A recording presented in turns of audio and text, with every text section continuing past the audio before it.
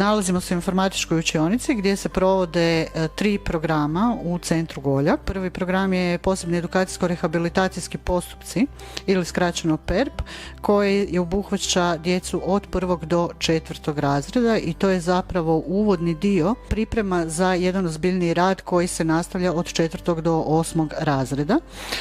U okviru posebnih edukacijsko-rehabilitacijskih programa djecu se observira i procjenjuje kroz jedan određeni period njihove mogućnosti i sukladno tome se dakle kasnije osmišljavaju vježbe i djecu se osposobljava za korištenje računala i asistivne tehnologije.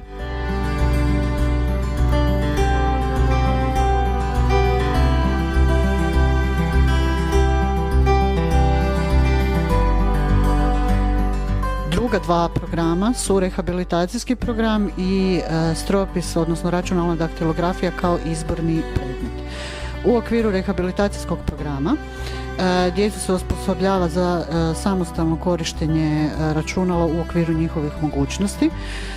I naravno, obzirom da se radi o djeci s motoričkim teškoćama, izuzetno je važno koristiti asistivnu tehnologiju kako bi djeca bila što samostalnija. Sadržaji koji se obrađuju s djecom u okviru rehabilitacijskog programa usko su vezani uz nastavu, tako da djeca upoznajući mogućnosti različitih programa, kao što su recimo Word, PowerPoint ili nekakvi programi za crtanje, se uče kako izraditi materijale za plakate, kako urediti tekst, kako izraditi PowerPoint prezentaciju.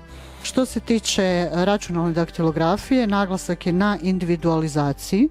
Dakle, ovisno o mogućnostima djece, osmišljavaju se vježbe.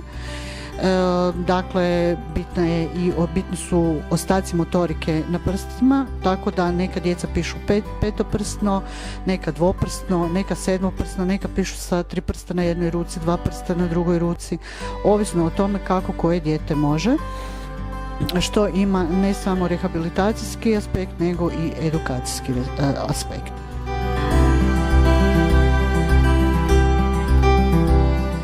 U svemu tome naravno uvelike koriste i tipkovnice koje su prilagođene i perceptivnim i motoričkim mogućnostima učenika, zatim prilagođeni miševi koji isto tako ovisno o potrebama učenika mogu olakšavaju dakle korištenje računala i zapravo im je priprema za što samostalniji kasniji život.